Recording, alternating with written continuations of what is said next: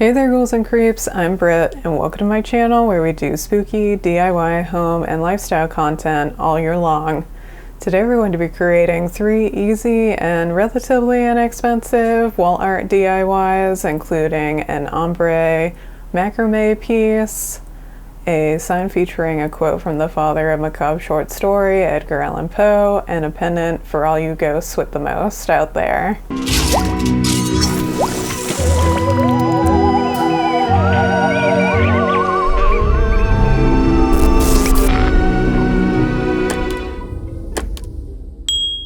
Before we get started today, I need to go pick up some supplies, including felt, macrame cord, wood bases, and Cricut iron-on and vinyl rolls, so let's go do that.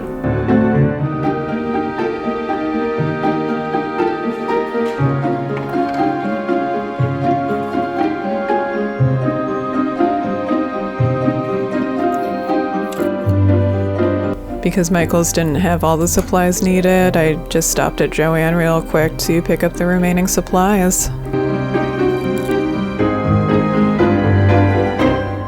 I used some extra paint I had from the IKEA side table flip project to paint the wood sign I'll be using for the Poe quote and the rod I'll be using for the macrame wall hanging piece, but you could also use acrylic paint for this.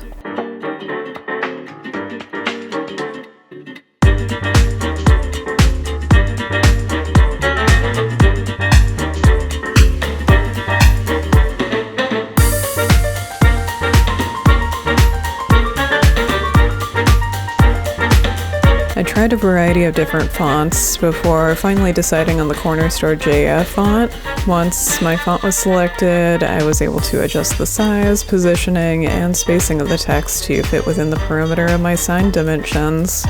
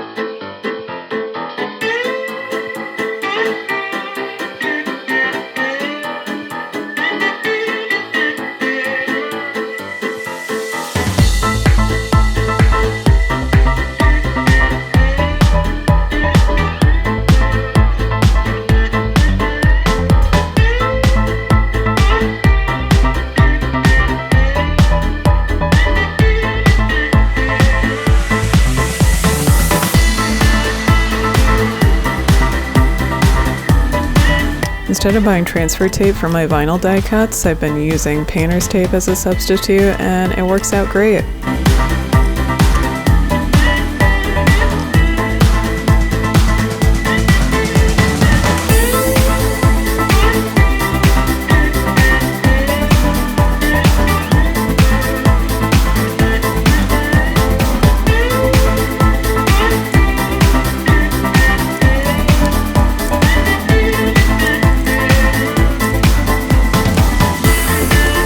To get the quote positioning perfect, I made some light pencil lines as a reference along the top, bottom, and sides.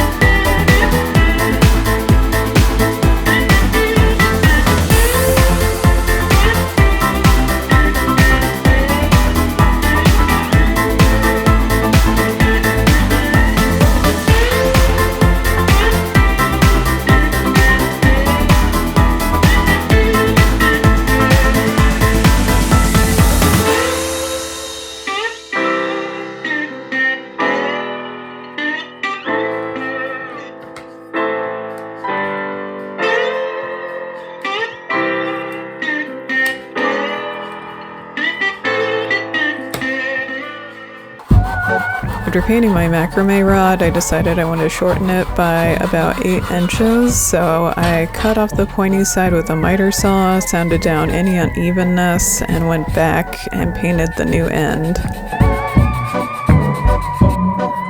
When cutting multiple lengths of something, I try to tape the length I need on a tabletop for measuring ease.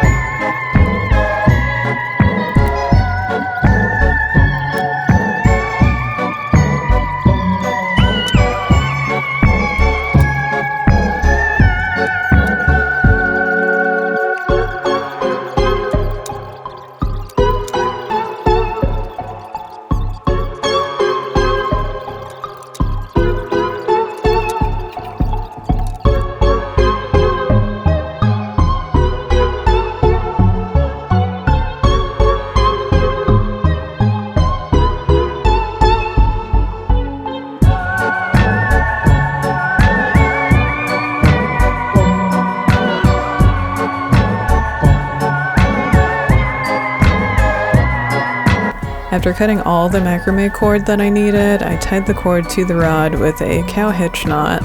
Then I used ECRU cross-stitching floss to tie my bone embellishments to the cord in a chevron formation. These bone embellishments were actually left over from a previous macrame project up on the blog, which I'll link below. I usually purchase these from costume shops and party supply stores around Halloween. I did find a purchase option through Amazon, which I'll link in the description.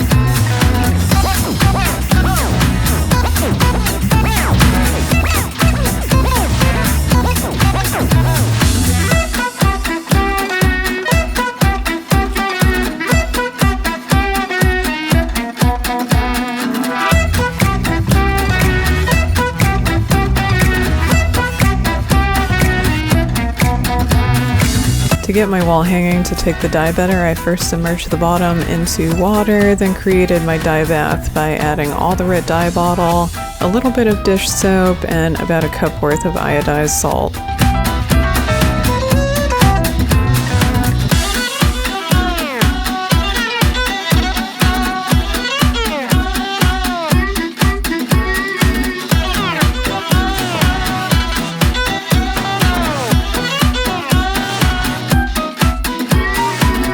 I gradually lowered the wall hanging into the dye bath, giving each soak about 30 minutes with a quick dip at the end to get a better fade effect.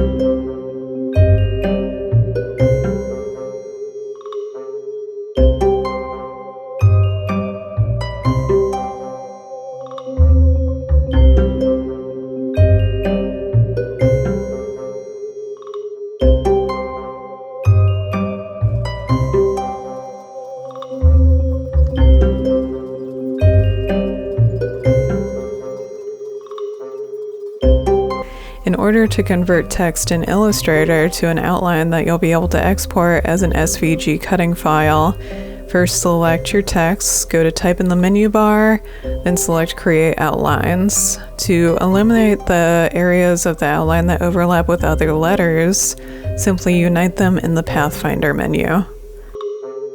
To isolate my different iron-on color layouts, I first removed everything that wasn't part of the layout by clicking the eye icon to the right of the cut, and then attached all the cuts that I wanted to be included. Be sure to mirror your text so that it cuts correctly, and remember to put shiny side down of your iron-on onto the mat.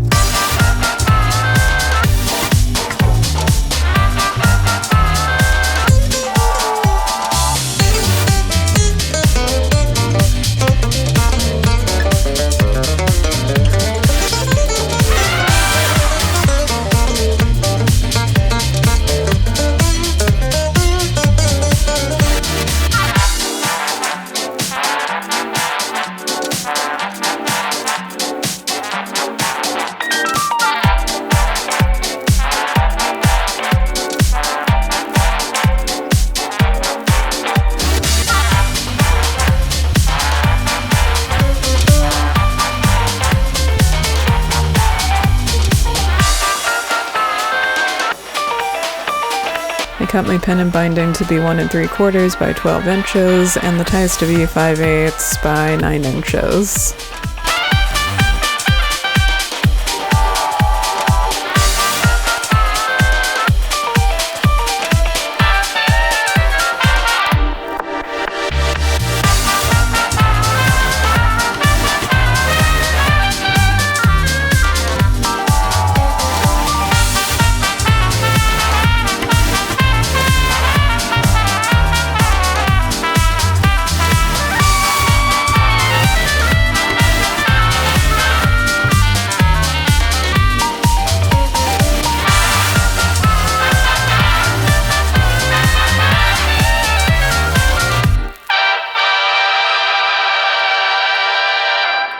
While I really like how all these DIYs turned out, I think I'm partial to the pennant for the ghost in the leaf print that I created for this project, but I want to hear what you think. Which one was your favorite? Which one do you plan to make? And be sure to like and subscribe to the channel to let me know that this video resonated with you. Thank you as always for watching till the end and visiting my creepy craft corner of the internet. I really appreciate you. Now, without further ado, let's see those final shots.